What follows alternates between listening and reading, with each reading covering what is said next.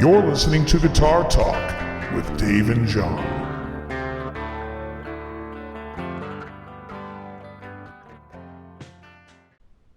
All right, everybody, welcome back to the podcast. I'm Dave, that's John. This is Guitar Talk.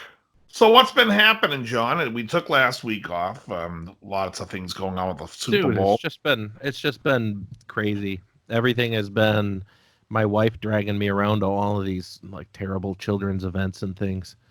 It's pretty much been That is awful. It's awful. I can't even. So that's been my weekends. The last couple of weekends we had the Super Bowl last weekend, featuring the San Francisco 49ers. Yes, and Kansas City Chiefs. Wow. So as people who watch this or listen to this on the podcast, they know we are not your average YouTube duo here, because when I asked John the next question, I already kind of know the answer. Any new guitars since we last spoke? No. Okay, that's my point. Because we're not constantly buying gear, chasing some type of dragon. It's funny. So I told you last week, John, I've been watching this guy who goes and interviews junkies and prostitutes up on Michigan Ave. Sure. You remember this pedal? Yes, I remember that. I still haven't plugged it in. Excellent. We're running on about a month now that I haven't had an opportunity to even play it. It's funny because, so I'm bringing it up, these people, all they do is he interviews people and they're like, what are you addicted to? And they're like, crack and heroin.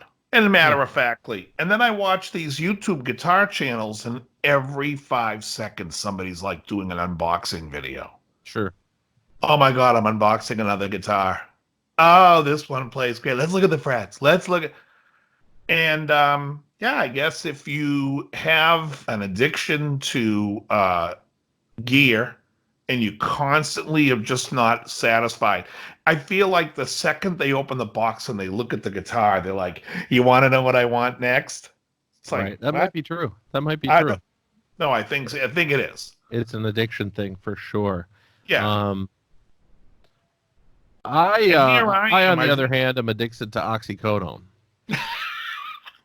Well, that's not there you go, folks. That's not true. But here I am trying to unload some guitars. I'm down to really playing like about 6 guitars. That's that I guitars, though. Yeah, but it's 6, and I wouldn't imagine. And maybe I'm playing 3 of them a lot, and 3 of them not that much. Mm. But I don't know. I've just been playing more, and I don't know what's going on. I'm thinking about doing an original project, but then I'm like, well, do I want to start getting involved in that? And does anybody really care or want to go see that? And the answer is probably no. Right. Yeah, it's rough getting into original music. You have to just do it as a passion for you. And if something else comes of it, great. But it has to start with you're just doing it for you. Yeah, it's just I just don't know where. I would love to have that vintage sound amp that we talked about, or even like an SW22. Sure. But I feel like I wouldn't even play it until I start unloading some of the crap back here. I mean, I think I'm going to keep the hot rod. That stays. And I'm going to keep the Mesa half stack. And maybe the Mesa combo, and that's it. Yeah, God, you got a lot of stuff back there. You got the Marshalls, the Line 6, the Vox. Yeah. You're sitting on a lot of cash there, buddy. Yeah, I mean, turn it into a new unboxing video or some Oxy. Oddly enough, if you turned it into Oxy, you could then turn that into more cash. Right, now, exactly. Folks, I'm not condoning Dave becoming a drug dealer. I'm in favor of it. No, you should do it. Yeah. But yeah, so anyway, so that was kind of like just what my thought was. And then, I stumbled upon a video of a guy playing an Aria Pro 2. It was a newer one. And I'm like, what is this guitar? There was something that looked really cool. Maple neck. It had a poplar body with a maple cap, which, of course, for everybody who knows, that is the premium tone woods for. No. Yes. And then the pickups are made out of a special tone plastic on the bobbin. No. And it looked like a decent guitar. And if you're buying it for $250, you swap the pickups, you remove the frets, you get yourself a nice guitar. Unfortunately for me, I don't care. It's probably not going to be a wide enough nut width for me. It's not going to be a beefy enough neck. And then I'm done. You're like, so let me get this right. You're like, I really like this guitar for $250. However, I need to invest about $500 into it, and then it still won't like it because the nut width isn't wide enough. Oh, right. For me, but if I was the average guy that says, hey, I'll take the smaller nut width, I like the small C-shaped neck, for the $500 of upgrades, it would play probably just as well as any expensive $2,000, $3,000 guitar. I just don't know if I like this premise, to be honest. Because you're talking about them spending $800 on the guitar at that point in time. They might as well just buy a Warmoth. Oh, no, absolutely. I'm just saying, but some people don't want to. Some people are just like, just give me the fucking guitar. So how about this? Wilkinson. You mentioned Wilkinson, I think, because of this guitar. This guitar's got the Wilkinson bridge on it. Yes. Trev Wilkinson also does bodies and necks. I think that he has them milled overseas somewhere.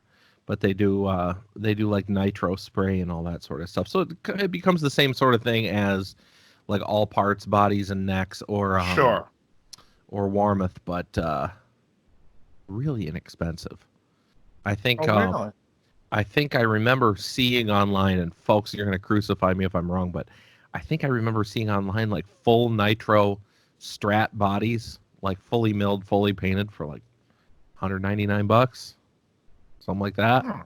Pretty good price. Yeah, pretty reasonable. I think, you get that, you get a neck that's been done. You'll probably still have to dress the frets. You'll have to carve the headstock to whatever shape you want it to be. But I think the neck was like $129 too. It was cheap.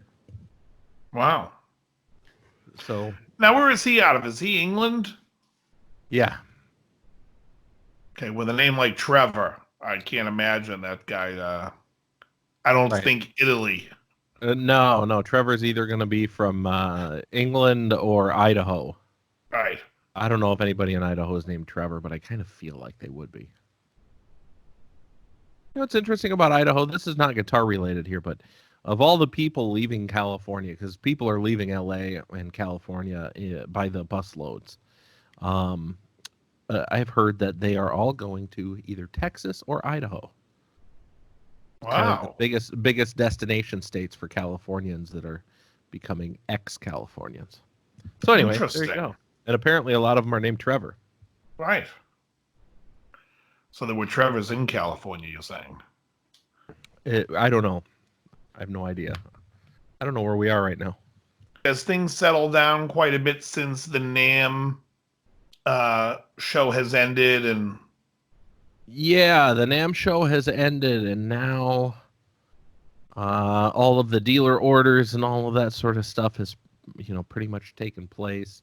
And so there's a little bit of a lull as people are waiting for their newly arrived gear to bring the customers into the store and make them survive one more year. But is the factory humming? Like they got a definite like? Yeah, and then, it went crazy at NAMM. Everybody went bananas and bought all kinds of good stuff. The new Friedman Jakey Lee that was shown was just shocked that it sold so well. Now I was told that if you buy one, Jakey Lee will come over to your house, rub your cheek, and go thinner. I don't know. That might be true. That's a throwback, I think, to another episode. It is. Um, I'm totally stealing your own bit.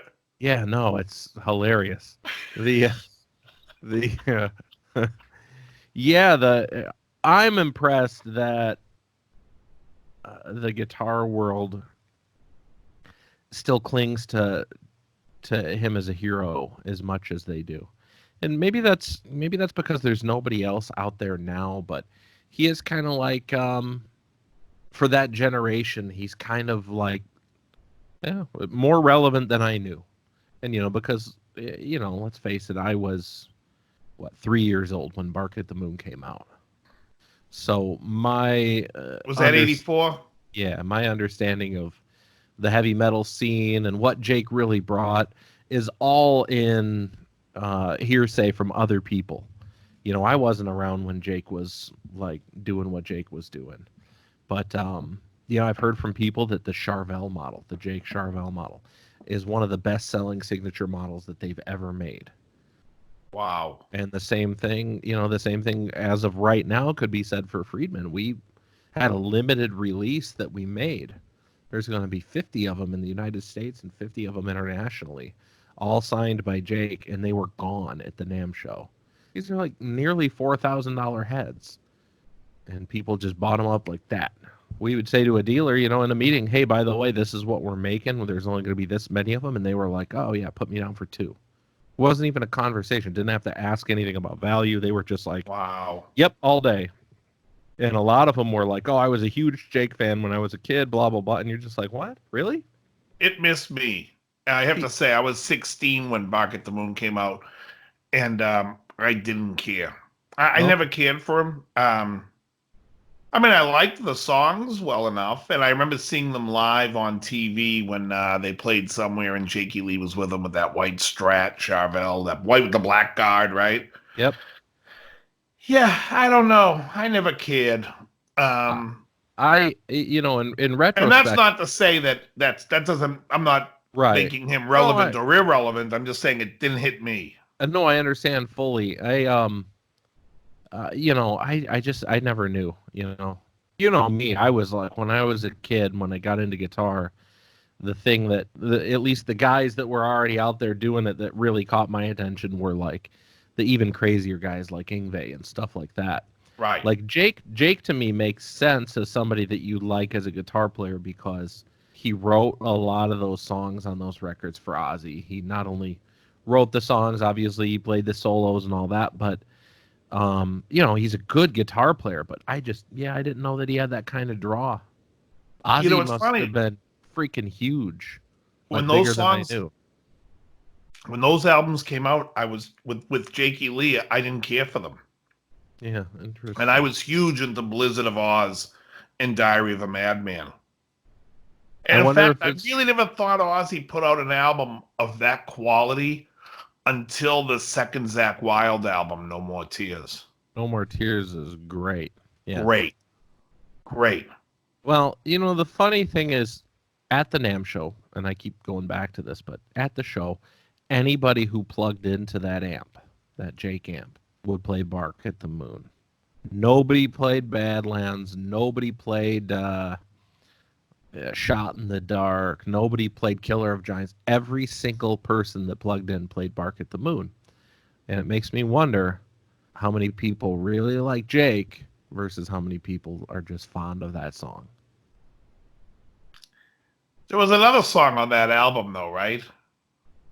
What, like on Bark at the Moon? Is it So Tired? So Tired. Yeah, sure. I think that's the same album. It is. Oh, God. Yeah, there's just, it surprised me, as all. I would have thought for somebody with that kind of pull, with that kind of, like, ability to have his name sell a signature product like that there'd be more than one song. Yeah, I remember years ago, not that long ago, I was like, my God, Jakey Lee put on a lot of weight. And then my brother was like, no, that's Wendy Jo Sperber. And I was like, oh, okay. I don't know who that is. The joke's like right over my head. I don't know who It's Wendy fucking Jones Burber hysterical. is. I wish that I got this joke. Wasn't she on the show with Tom Hanks? Bosom Buddies? Oh, I don't know. I don't know who Wendy Jones Burber is. Ah, that's a fucking classic. Folks, it's all in good fun. So I pulled out a classic Dave Levine joke this weekend. I was talking to Jeff Loomis. You know that guitar player? Yes. Yeah. I was talking to Jeff Loomis, and we were on the subject of like kids and stuff, and talking about kids. And anyway, I ended up like saying, "Oh yeah, this is my daughter, whatever." And he was like, "Wow, she's really pretty." And I said, "Yeah, coming from a dad that looks like Rocky Dennis." And I was just, God. I love a good Rocky Dennis. that's a classic Dave Levine joke right there. I love Rocky Dennis. Oh man. There's not enough Rocky Dennis in the guitar world. Like, somebody should have put the mask on and performed like that. Oh man. I don't know if you can do that. Unbelievable. Let me tell you, what's funny is many people. Forget Buckethead. Did you see the Elephant Man perform? Exactly. Oh, But man. that's impressive about Jakey Lee. I'm actually glad that he's getting that resurgence in his career. But, everything goes around. And right now, the 80s are back. Yeah, as given by Fender, re-releasing the HM Strat. Yeah. Which sucked the first time around, and it looks like it sucks this time around. And I should be nicer, but I'm not. I just can't believe they're making that guitar again. It's like, Well, you know what's really? Yeah. The HM Strat, that guitar stinks. But you know what's funny? It's like Fender doesn't get it. It's like, hey, the 80s are getting back in style. Go back and make something that you now have the foresight to know, hey, what didn't work? Try something that might, you know what I mean? It's easy to make something cool that has a retro feel or look to it, but wasn't the Strat. Well, they're definitely doing that under other names. They're doing that with Charvel like crazy. And they're doing that with of course, Jax. yeah. Yeah, as Fender, it's just like, really, guys? You just capitalizing on the opportunity of time right now. It stinks. I don't know. Yeah, Whatever. If somebody out there in our listening audience has an HM Strat and says it's the best guitar in the world, fine. You can be wrong. That's right. We're all allowed one. No, but the thing that kills me about that is you've got all these great guitar options out there for $1,000. There's a ton of options. You can buy almost anything you want for $1,000. Any sort of like Goto 510 bridge equipped guitar with a Floyd on it.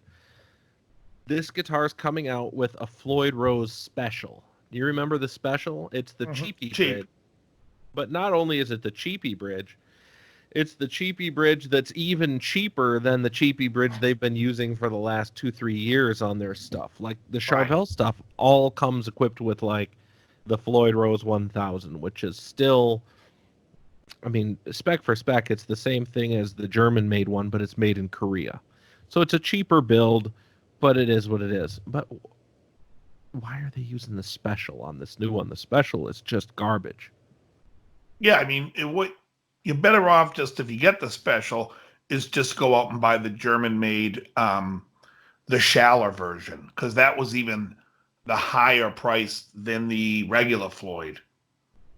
Not just higher price, higher quality and everything.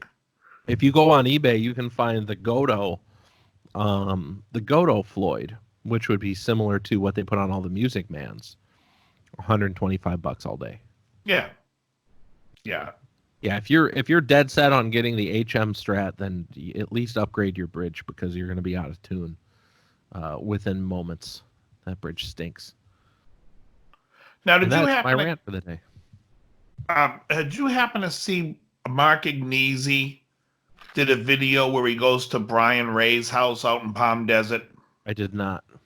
Okay, so Brian Ray is the guitar player that plays for Paul McCartney. Yes. And he's been playing with McCartney for like 17 years, which is nuts if you think about it. That's more than most people have played ever with Paul McCartney. Mm-hmm. And so he goes to his house and he goes and looks at his guitar collection, which it's kind of a cool collection. I was watching it, And then at the end, they show that Gibson is making a couple of Brian Ray signature models. The signature model, the first one, I thought was cooler than any one of his guitars that he had. I was like, that's the one I want.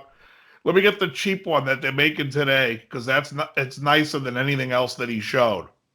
That's really funny. What is it? No, I can't even remember. I think it was an SG with a Bigsby. It is. It's an SG with a Bigsby. Okay. So, all right. That's cool. Don't they make two versions of that right now?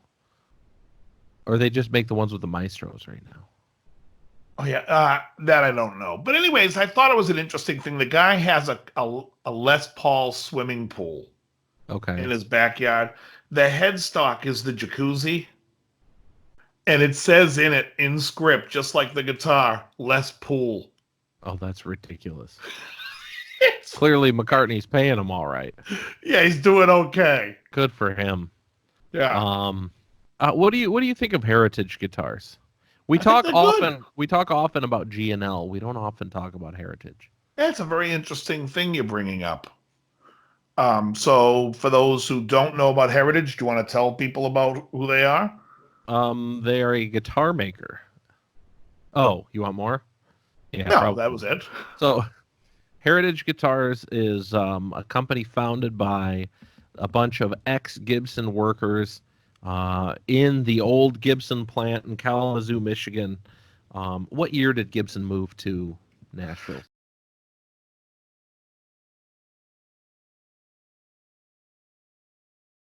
So anyway, yeah, the Gibson factory that was left over in Kalamazoo, Michigan, basically got taken over by a bunch of ex-Gibson workers that didn't want to stop making guitars. They just were no longer employed by Gibson, so they started Heritage. And they're making roughly the same sort of things. Their offerings are basically like a flat top Les Paul with P90s, which would be like your special or whatever. And then they make a couple different flavors of Les Paul style guitar and 335 style guitar, 175 style guitar, and something that they call an eagle, which I think looks like a birdland. I think. Oh, okay. I don't know. I don't know if it's a birdland. Yeah. Somebody will come on and correct me, some jazz nerd. But anyway, yeah, so there's Heritage for you. Yeah. I played a Heritage guitar, and I think they play great. They play fine. Yeah. It's, again, not my style of guitar, because if it were, I'd be playing a Les Paul, or I would be playing a Heritage Les Paul. But I just don't really care for the short scale. But, I mean, they're just as nice as Gibson, if not nicer in the fit and finish. Yeah, I'm curious about that. What is it that they are doing so desperately wrong that keeps Heritage as I would guess they're a sub $5 million company, and Gibson being, probably close to $1 billion company? I'm curious what the difference is. Why are they failing so hard? It's an interesting question, and I think I have an answer. It is the same thing that goes for G&L. See, Heritage is making Gibson guitars without the Gibson headstock, and that's what people want. When they want that Les Paul, they want that Les Paul headstock. Some people are dead set on that. Now, other people don't care, and they're like, no, I like the Heritage. But most people are like, Heritage has done nothing to separate them from Gibson. Right. They're not out there trying to find their thumb on the pulse. They're not out there trying to make a name for themselves. They're out there telling the story that you just told. We're the original factory in Kalamazoo. We make the same shit for the same price as the big guy, except you're going to have our no-name brand on it as opposed to Gibson. Interesting. Yeah, that's probably close to accurate. Yeah, I mean, and you unless they come up with a guitar where they were like, hey, here's a brand new guitar. We're going to come up. Just imagine if they came out with a guitar like the PRS Custom 22. If they came up with that in 1985 instead of PRS and said, here's our guitar where the Harmony, what's the name of the company again? Heritage. I said Harmony. Here's the Heritage Custom 22 with a flame top, and it plays like this, and it's a 25-inch scale. They would be as big as PRS. So they would be improving, or at least claiming to be improving on Right. the old design rather than just waving the flag for the old design. Exactly. You know, it was a very interesting Freudian slip a moment ago. You said Harmony rather than Heritage. Yeah. Did you know that Harmony is being relaunched by the same company that owns Heritage? Oh. Yeah. Very That's good. interesting, right? So Yeah. they did a limited run of guitars this past year, 2019, that were on like Reverb and Chicago Music Exchange and a handful of different websites, and I saw them, and I was like, "What?" So they look like those cool like 1960s Tisco sort of looking guitars, Right. but they're all a lot better. They're like Nice. well made, and they were kind of expensive. You remember how Yeah, cheap that's the Harmony? problem. Yeah, you remember how cheap Harmony was for a point in Yeah. time? I Sure. remember as a kid, if I ever saw a Harmony guitar in a store, it was like $1.50, Right. dirt cheap, and yeah, they were like $999. Wow. American made, you know, so it is what it Oh, is. But it's interesting that they're throwing that name on it and trying to like bring yeah. that back. Kind of harkens to what you were saying about Heritage a moment ago and about GNL, and it's just like this whole harkening back. Well, GNL has a big problem because GNL is we they love to tell the Leo story. And in my opinion, they should be getting away from that as much as possible. And they should just be like, look, here's our strat. Our strat's better. We do it this way, which they have to improve some things on their strat because they don't want to change. Leo made a bridge for them, that 2 point bridge after, which basically was like he copied Floyd. Everybody copies Floyd. When Floyd came out, everybody was like, oh, the 2 point is the way to go. Anyway, so I just think that he made a flawed bridge, and instead of fixing it, they're like, this is Leo's design. Yeah, it sucks.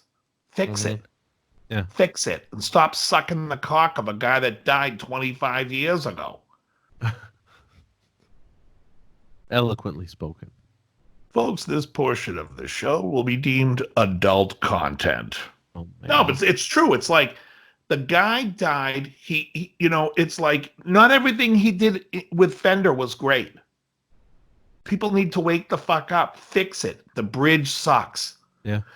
You know, um, You know what I'm I just seeing think, out there yeah, that is interesting is the American brands seem to be hearkening back to yesterday. The European brands seem to be trying to move it forward. That's what I'm seeing out there. And that's I just built this theory in my head literally right now. So I haven't vetted it at all. But I upon the just hold on. surface, I just wrote this theme for that. We built this theory. We built this. God. So what I'm thinking of is okay, you got the American brands. Fender is hearkening to the 80s right now and capturing the glory days. Sure. Um, the Heritage and Harmony guys dropping back to the 60s. Um, Dennis Fano, who is a great builder, has a very 60s vibe to it. And he also has the Revolta line, which is an import version of his guitars that also like throw back really hard to like the Dan Electros and the Moss Wrights and all that sort of stuff. Right. Um, I should have said the Mossbergs. I don't know if he makes shotguns though, or shotguns. The Mossberg 590s. But then you look at a guitar like all of these goofy ass things that are coming out of Europe, like the Aristides guitar, which like that brand is out of like the Czech Republic or wherever it is, and the whole thing is made out of some goofy composite material, and like the Skarsberg guitars and the Strandberg guitars, where they're doing like totally different neck profile shapes and the whole multi-scale thing, and I don't know, there's just all kinds of different stuff coming out of Europe, and none of it looks like 1966. Yeah. I don't know. I mean, it's funny. I was watching some of the NAMM shows, some guy was talking about a top. It was like a carbon fiber thing on a guitar, and he's like, "Yeah, we're the only one that he's making these for." And then they go to another guy. I think it was Tosin Abasi, and he's like, "Yeah, they're making this for me. I'm the only guy they make it for." I'm like, it's the same thing. Yeah. I was obviously making it for two because I just saw it in a 2 minute span. But I just think that everyone's dying to be relevant or different, and I don't know. It's like just make a quality guitar that offers something. Like I said, if I were to come up with a guitar company tomorrow, I'd be like, I'm gonna make Strats and Tellys the way that I would play them. The wide necks only, the V, only because I know Fender's not doing it. And then if Fender started making them, then I would go into their territory. But that's what I would do, and I would just try to make a quality, better product at a better price and fix the things that I think suck. But Another. nobody's improving anything. It's like you look at the automobile industry.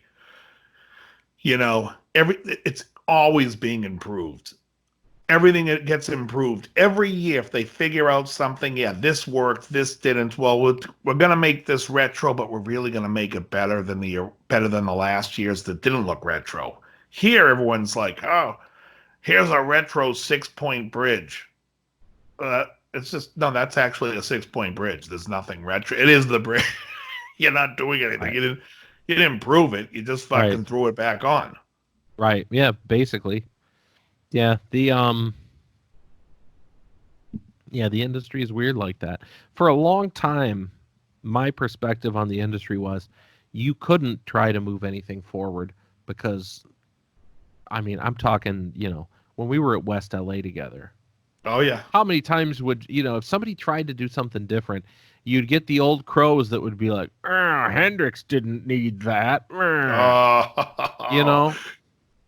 Yeah. So Hendrix wrote the book and then threw it out. All right, buddy. yeah. So, there's that whole group of curmudgeons that was just saying you're not allowed to move it forward. You have to be conservative. Yeah. I don't know. Like I'm starting to get like, so I put out this show on my channel called The Most Overlooked Albums. And I've been enjoying it because it makes me go back and listen to those records that I knew I always loved. But you know what? It also makes me think, because I did one, and I'm not going to talk about it because it hasn't been out yet. I didn't post it yet, but I did one where I'm going through it, and it's really like a guitar album that I really loved as a guitar player. And when I went back to listen to it, I was like, it's not even that the guitar playing is flashy. It's I love the songs. And that's what's missing. That's why when some asshole says, Hendrix wrote the book. Yeah, really? Could he sell the book? Because his songs don't sell. He stinks. I'm not a fan of Hendrix. I was never a fan. I'm a fan of his guitar playing. I think he's a fantastic player. And I like some songs, Bold as Love and Who Knows. But if you give me his career and said, you're going to be on a desert island and listen to nothing but Jimi Hendrix, I'm going to be like, you know what? Maybe we want silence on this island. Like a little quiet. I'm just saying. It's like I think songs and then people are like, Jimmy Page was sloppy. Oh, yeah? Go listen to Led Zeppelin. Those are fucking songs. They're songs, folks. Don't sit there and try to critique every little aspect of it. Listen to his guitar. Listen to that. It's like they're songs. They're complete songs. That's why they sold 400 million records. Ooh, yeah. The thing I find funny, and this is not the same subject, obviously, but it is Jimmy Page. The thing I find funny about Jimmy Page is all the people that say things like, "Oh, I'm trying to get that Jimmy Page tone." It's like I don't know if you've ever really even heard the same Jimmy Page tone like twice on one record. Every one of them. I agree. I agree that. Yeah. It's like, which one are you chasing? The direct-to-board Telecaster or the fuzzed-out guitar? Or the one, yeah, exactly. I mean, he's got so many different sounds, and then they're all layered. You know what I mean? He's got like like on Achilles' Last Stand. I don't know how many guitar overdubs he did. I just think that people need to focus on songs. And it's like, you can get a tone in the ballpark. I hear people play like there's a guy, and I can't remember his name, but he always plays Marshalls and plays them up against each other. Oh, Johan Segburn or No, whatever his no, name is? not that guy. The British love that guy. Leon. Oh, Leon Todd. Yeah, Leon. So Leon plays, and every amp he plays, it's like one will sound better than the other. And I'm like, yeah, but you know what? You double it, you side it, it's gonna sound fucking great in the mix. Folks, buy whatever you can buy, whatever you can afford. If you can find a great deal on Craigslist and you see someone selling a JCM 900 and it's the 4100, but you want the 2100, buy the effing thing. You'll get it to sound good. You can do what you want it to do. That's my point. Especially if you live in the Mass area and you're looking for a JCM 900. I'm just saying, I know what I know. He's I know what I'm selling. I know how to gamble. You know that old joke Buddy Hackett says? Buddy Hackett goes to Vegas with his wife. She's like, can I have another 1,000? He goes, you blew 1,000? She goes, you already blew 10 grand. He goes, yeah, but I know how to gamble. That's great. So do you remember, real quickly, I did a video where I was like, about guitar picks and the material, and it was all tongue-in-cheek. It was a joke. Some guy comments, it really would have been a better test if you, and he's like giving advice like how to make it a better test. I never wanted to climb through my computer and Rochambeau somebody in my life like this. I was like, are you out of your mind? And then some other kid comments on my page. He says, I did a whole lesson on Rough Boys by Pete Townsend. He says, what would be great is if you wrote out the tab for the intro, the solos, and the outro. I type back, yeah, that would be great. My stock answer to stuff like that, when somebody's like, you really should have done this, is, you should do it. I would love to see it. Yeah. I just write that back to them every time. Everybody go. I usually just say, oh, yeah? Thank you. Oh, hey, you know who called me the other day? Matthew. Oh, no shit. Yeah. That kid. He's still alive? Yeah. What's he doing? Living in Denver. Okay. Just moved there. It was good to talk to him. I had a few laughs. What's he up to? Working on music. Just same old stuff. All right. Congratulations. Remember that was when you would call his voicemail? He would be like, congratulations, you've reached. You got your string winder. I've been playing with mine the whole show. Hey. Looks like a Dunlop. It is. It's the yellow one.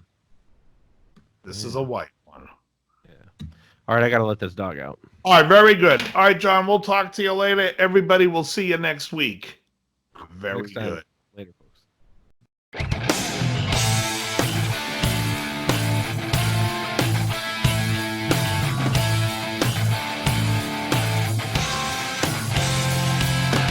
You're listening to Guitar Talk with Dave and John.